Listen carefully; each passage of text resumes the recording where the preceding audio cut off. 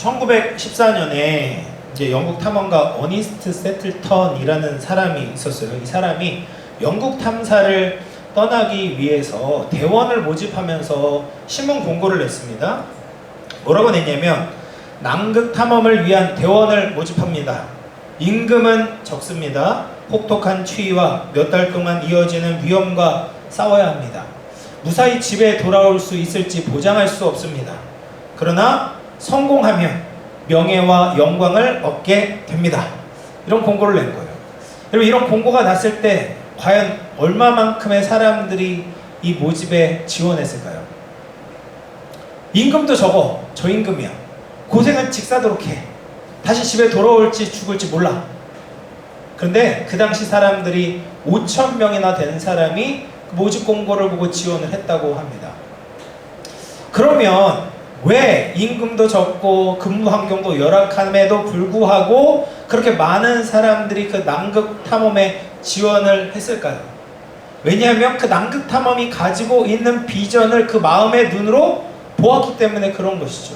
이것이 성공만 하면 그들에게 찾아올 명예와 영광에 마음이 빼앗기게 되고 가슴이 뛰게 되었기 때문에 5,000명이나 되는 청년들이 그 남극 탐험에 지원을 했다라는 겁니다. 여러분, 오늘 본문에서도 하나님의 비전을 영적인 눈으로 바라보고 가슴이 뛰었던 한 사람이 있었습니다. 바로 이사야 선지자였어요. 위대하신 하나님의 부르심을 듣고 온 인생을 주님께 던졌던 이사야는 지혜롭고 아름다운 믿음의 사람이었다라는 겁니다. 여러분, 우리도 이런 이사야 선지자 혹은 그 남극 탐험에 지원했던 그런 사람들보다 더욱더 하나님의 부르심에 응답하는 사람들이 되어야 됩니다. 이미 사망 권세를 이기시고 승리의 깃발을 꽂으신 예수 그리스도를 우리는 바라보아야 되는 것이죠. 그곳에는 실패가 아니라 성공이 있고, 부끄러움과 수치가 아니라 하나님 나라의 명예와 영광이 있음을 기억하면서 예수님과 함께 믿음의 항해를 할 수 있는 저와 여러분 되기를 주의 이름으로 축복합니다. 오늘 말씀에 이제 시간적 배경이 1절에 나오는데요. 우시야 왕이 죽던 해라고 이야기합니다. 우시야 어떤 왕이었는가? 여러분, 남유다의 10번째 왕이 우시야 왕이었어요. 그리고 우시야 왕은 16세 왕에 올라서 52년 동안 남유다에서 가장 오랫동안 남유다를 다스렸던 왕이었습니다. 그리고 굉장히 나라를 잘 다스렸어요. 그래서 국방에 있어서도 굉장히 탄탄했고, 그리고 농업과 목축업을 장려하면서 경제적으로 부흥을 이뤄냈습니다. 그래서 솔로몬 시대 이후로 가장 남유다가 살기 좋았던 때가 우시야 왕 때였어요. 근데 이제 우시야 왕의 한 가지 흠이라고 하면, 노년에 이제 성전에서 분향을 자기가 이제 제사장만 해야 되는데 성전 분향을 하려다가 하나님께서 치셔서 나병이 생겨서 마지막 말년을 이제 격리돼서 살아갔습니다. 그거 하나를 제외하고는 굉장히 어쨌든 열심히 살고 잘 살고 백성들을 행복하게 해주었던 왕이었던 것이죠. 그래서 이 우시야 왕이 죽던 때가 이 백성들이 너무나도 슬퍼했어요. 너무나도 존경하고 사랑했던 왕이 죽었고, 앞으로 이 왕이 죽은 이후에 이 나라가 정말 잘 살 수 있을까라는 걱정이 되는 거예요. 뿐만 아니라 이제 아수르의 위협이 굉장히 심해지면서 우리가 과연 안전할 수 있을까? 마치 아버지를 잃은 가정과 같이 이 우시야 왕이 그렇게 죽었을 때 그런 걱정과 염려가 다 찾아왔다는 겁니다. 근데 그때 이사야가 하나님을 본 것이죠. 하늘 보좌에 앉아 계신 하나님을 마주했습니다.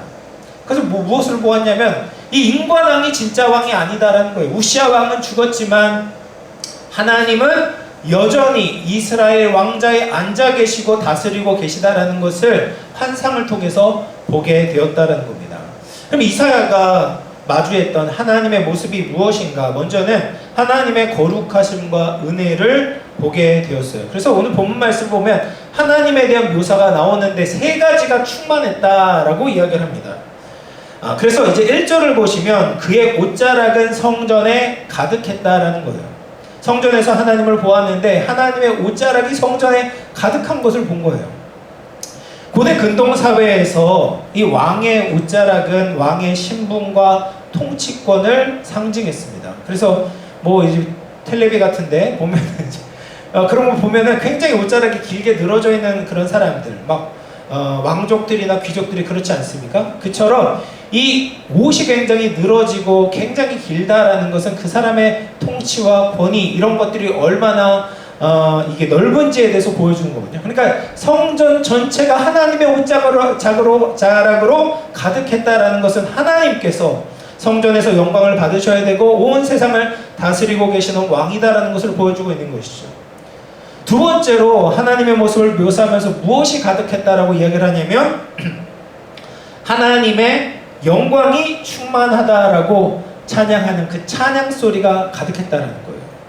그래서 이사야가 6 날개를 가진 스랍들의 천사들의 찬양 소리를 들었습니다. 6 날개를 가졌는데 2 날개로는 자신의 얼굴을 가리고 2 날개로는 발을 가리죠. 그래서 얼굴을 가린다는 것은 찬란한 하나님의 영광 앞에 설 수 없는 존재입니다 라는 것을 표시하는 거예요.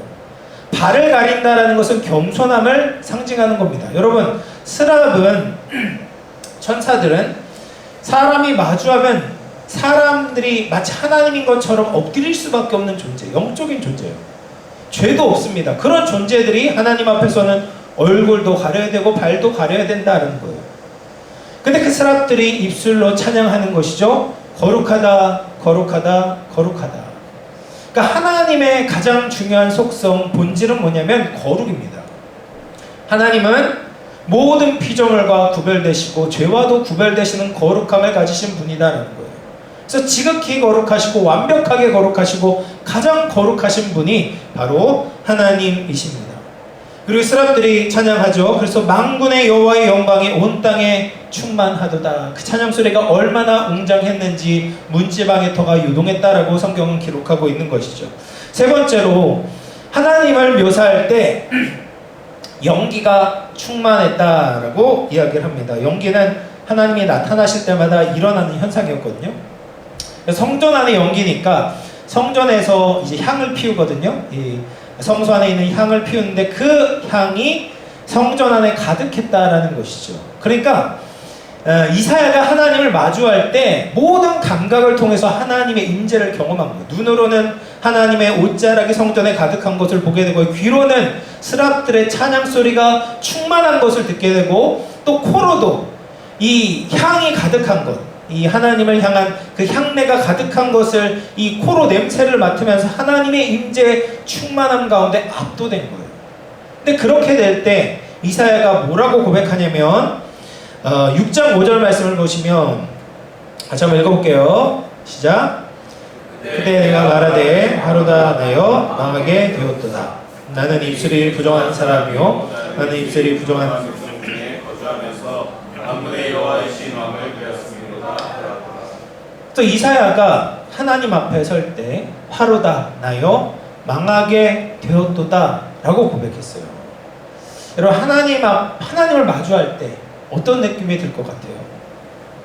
이사야 선지자에 의하면, 그리고 수많은 사람들에 의하면 하나님 앞에서는 가장 먼저 인간이 보이는 반응이 두려움입니다. 두려움. 하나님은 거룩하신 분이시죠. 흠이 없고 순전하고 죄인과 함께 하실 수 없는 분이에요. 그런 불꽃 같은 눈동자 앞에서 이 죄인인 나를 보게 될 때 두려울 수밖에 없는 거죠. 아, 난 죽었구나, 난 망했구나 라고 고백할 수밖에 없었다라는 겁니다. 그런데 하나님이 그런 이사야의 반응을 그냥 두지 않고 스랍을 보내세요. 천사를 보내셔서 제단에 풀 피워져 있었던 그 숯 하나를 가지고 와서 이 이사야의 입술에 댑니다.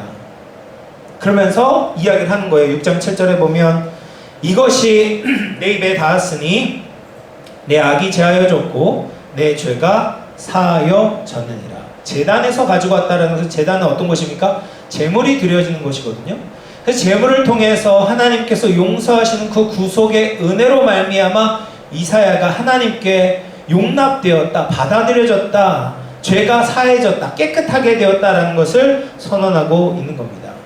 여러분, 우리가 이 이사야 6장을 통해서 가장 먼저 봐야 되는 것은 하나님이 어떤 분이신가를 봐야 돼요.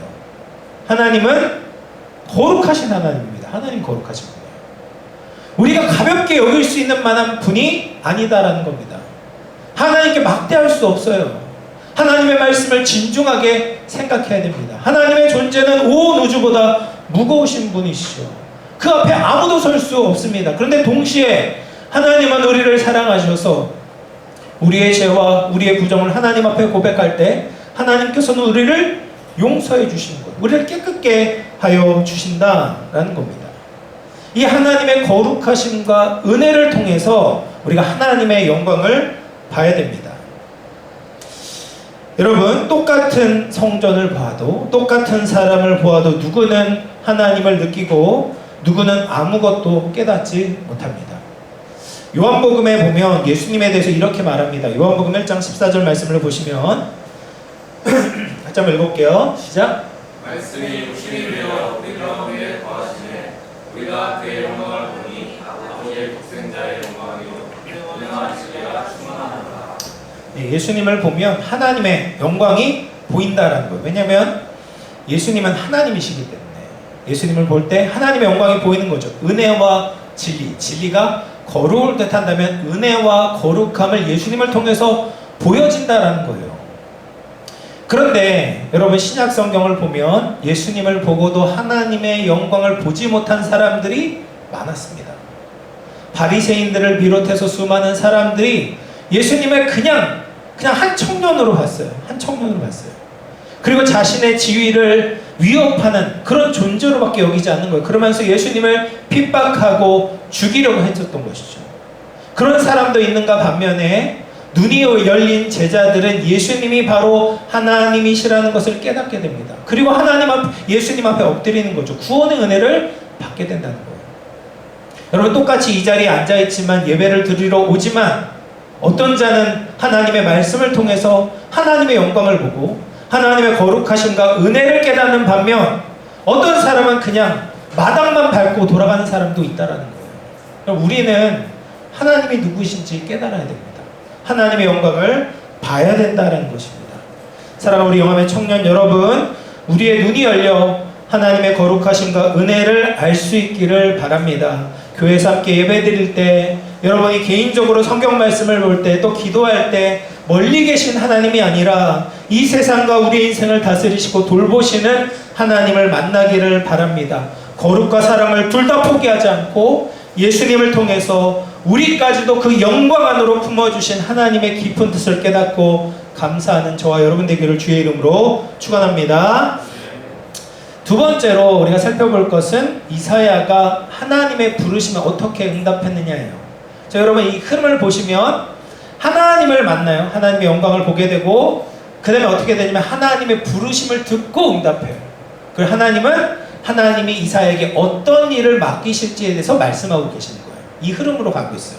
그래서 하나님께서 이사야를 부르시고 이사야가 어떻게 응답하는지 우리 6장 8절 말씀 같이 한번 읽어보도록 하겠습니다. 시작. 또 주의 목소리를 들으니 주께서 이르시되 내가 누구를 보내며 누가 우리를 위하여 갈고 하시니 그때 내가 이르되 내가 여기 있나이다 나를 보내소서 하였더니. 여러분, 하나님은 지금도 하나님의 마음을 품고 세상으로 나아갈 사람을 찾고 계십니다. 내가 누구를 보내며 누가 우리를 위하여 갈고 라고 말씀하세요.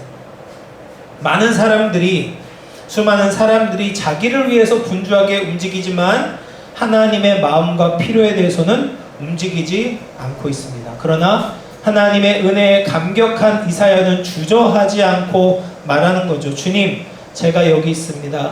나를 보내십시오. 여러분, 은혜를 진짜 경험한 사람은 억지로 시켜서 일하지 않습니다. 자원함으로 나섭니다. 그리고 우리가 이 고백을 우리의 삶 가운데 적용해 보아야 합니다. 여러분, 청년부와 교회 공동체의 섬김에서 우리는 이 고백을 할 수 있어야 돼요. 주님, 제가 여기 있습니다. 나를 보내십시오.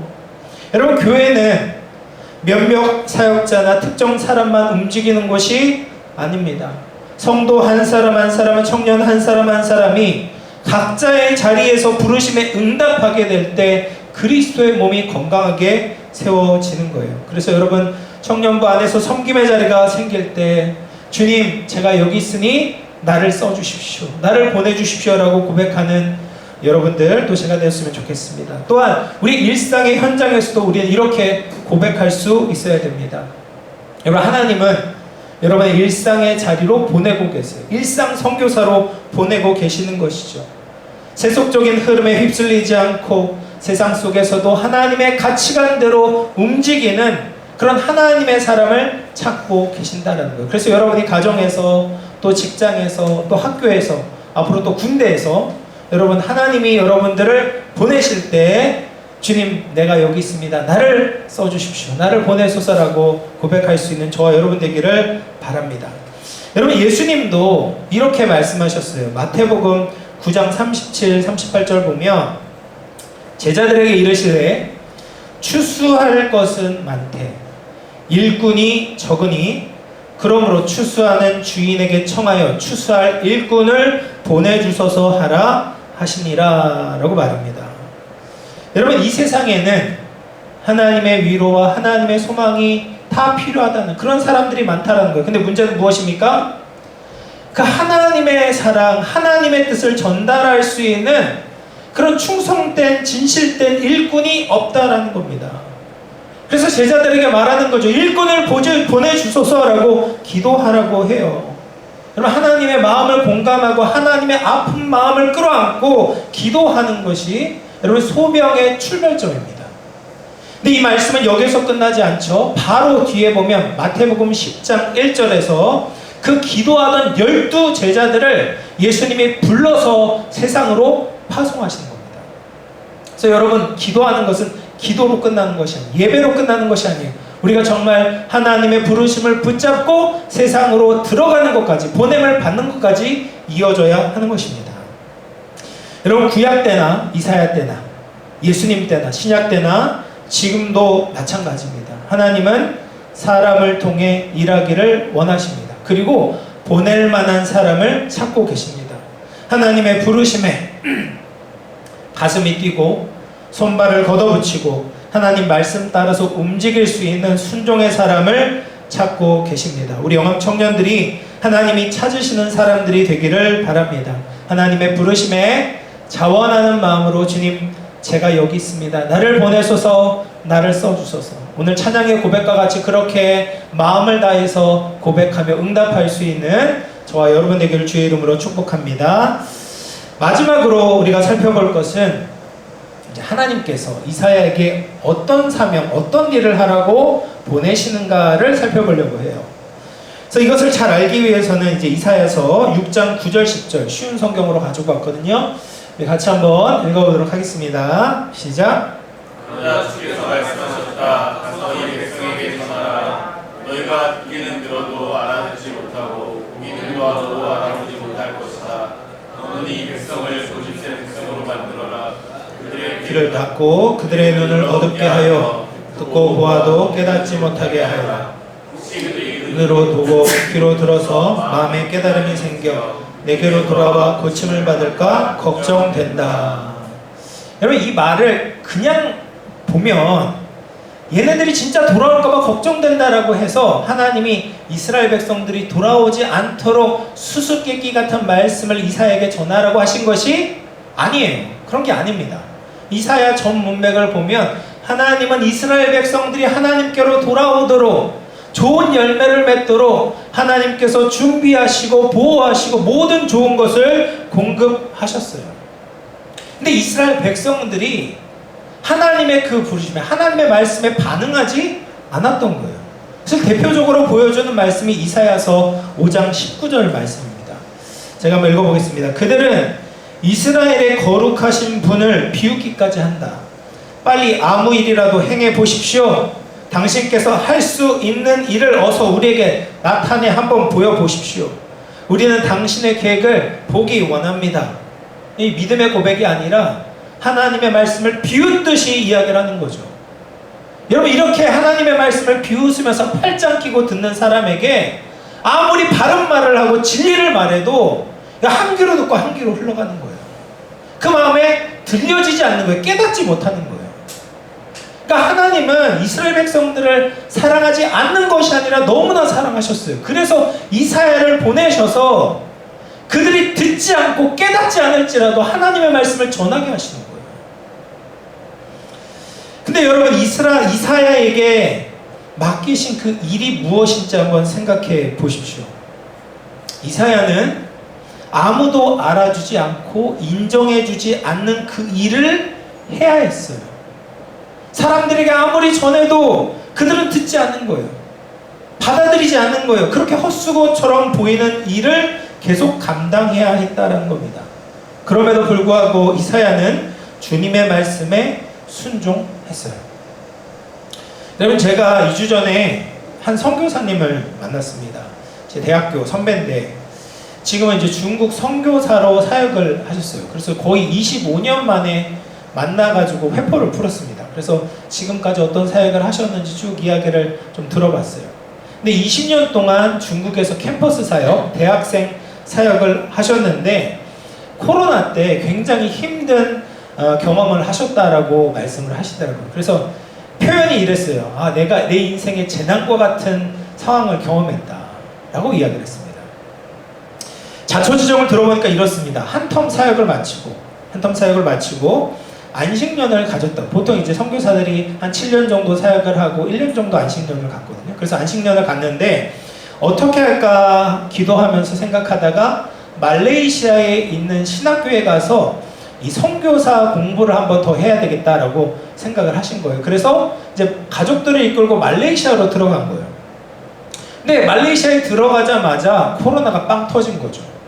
그래서 이제 공부를 못하게 된 거예요. 대면 수업을 못하고 비대면으로 전환되면서 공부를 제대로 할 수도 없고, 문제는 뭐냐면 중국으로 돌아가는 길도 막힌 거예요. 중국이 3년 동안 입국을 허가하지 않았어요.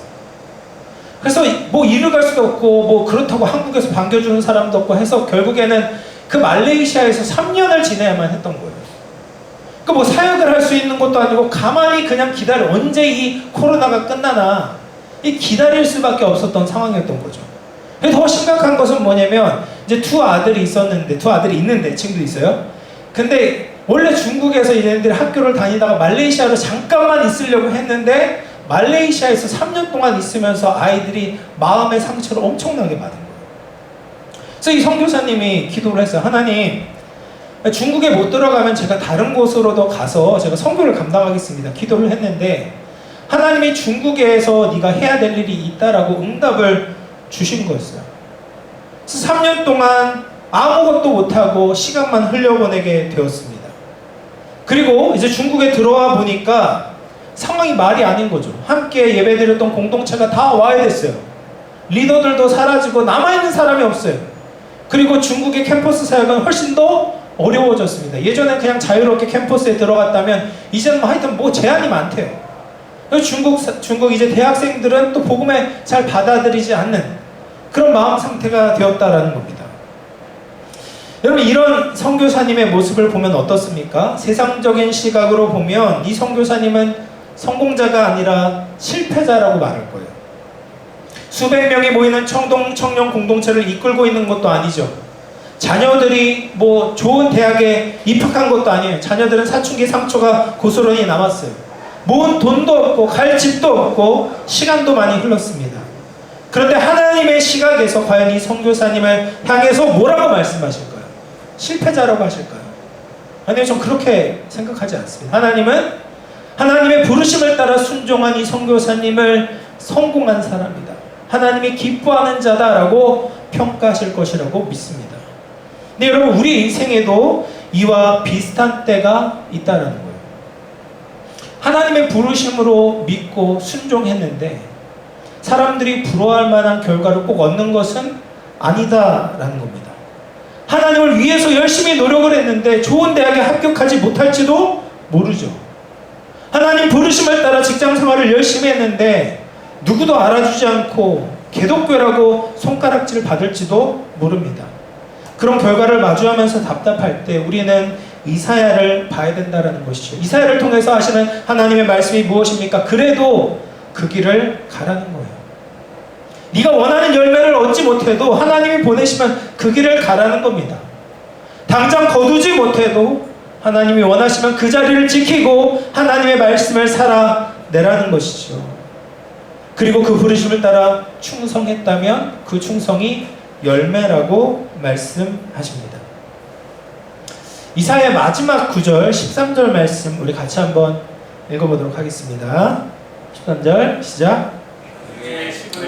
아직 남아있을지라도 이것도 황폐하게 될 것이나 밤나무와 상수리나무가 배임을 당하여도 그 그루터기는 남아있는 것 같이 거룩한 씨가 이 땅의 그루터기니라 하시더라. 아멘. 마지막 23절을 보면 모든 나무가 배임을 당하는 절망적인 상황에서도 하나님께서는 거룩한 씨 그루터기를 남겨두신다라는 거예요. 그런데 그 거룩한 씨 그루터기가 뭐냐면 믿음을 지킨 남은 자들, 소수의 이스라엘 백성들이 있다라는 거예요. 그런데 더 궁극적인 의미는 뭐냐면 바로 예수 그리스도입니다. 거룩한 씨가 예수님이에요. 그 예수님을 통해서 새로운 하나님의 나라를 이루실 것을 말씀하고 계시는 겁니다. 그래서 이사야는 무엇을 바라보면서 사역하라는 거예요? 예수님을 보면서 사역하라는 거예요. 지금 당장 손에 잡히는 열매가 없어도 예수님을 나의 소망으로 삼고 사역을 감당하라는 겁니다. 여러분, 이것이 우리의 소망이 되어야 될 줄로 믿습니다. 그러면 충분한 거예요. 여러분, 우리 청년부가 많이 상처도 받고 또 이 자리를 지키는 것 자체가 저는 굉장히 소중하다고 생각해요. 우리 임원들 또 늘 항상 예배드리는 이 사람들이 얼마나 너무 소중해요. 그런데 이렇게 자리를 지키면서 때로는 힘들 거라고 생각해요. 왜냐면 계속 이제 사람들이 같이 오고 막 북적북적대고 이러면 힘을 받는데 얼마 되지 않으면 자꾸 이제 힘이 빠지거든요. 내가 너무 잘해요. 근데 여러분이 그렇게 이 자리를 지키는 것이, 이 자리를 지키며 예배하는 것이 바로 하나님을 향한 가장 아름다운 헌신이고 하나님이 기뻐하시는 일인 줄로 믿습니다. 그래서 여러분 절망하지 마시고 실망하지 마시고 우리 예수님 바라보면서 끝까지 하나님께서 맡기신 그 일을 감당할 수 있는 저와 여러분 되기를 축복합니다. 말씀을 마치겠습니다. 예수님을 믿는데, 예수님을 따르는데 당장 보이는 열매가 없어서 지쳐 있고 있진 않습니까? 내가 이렇게 애쓰는데 왜 상황은 좋아지지 않을까 조급하지 않습니까? 어디서도 위로받지 못한 채 외롭고 고단한 삶에 대해서 하나님께 따지고 싶은 청년들 있습니까? 오늘 이사야의 말씀을 보면서 다시금 일어섭시다. 하늘 보좌에 앉으신 하나님을 바라보십시오. 하나님은 우리에게 눈에 보이는 세상적인 결과나 성과를 요구하지 않으십니다. 오직 우리의 중심과 순종하는 그 과정 자체를 기뻐하시는 줄로 믿습니다. 그래서 주님께서 부르실 때 주님, 제가 여기 있습니다. 나를 보내소서 고백하며 여러분이 서 있는 캠퍼스와 직장과 교회에서 신실하게 순종의 발걸음을 내디딜 수 있는 저와 여러분 될 수 있기를 주님의 이름으로 축원합니다.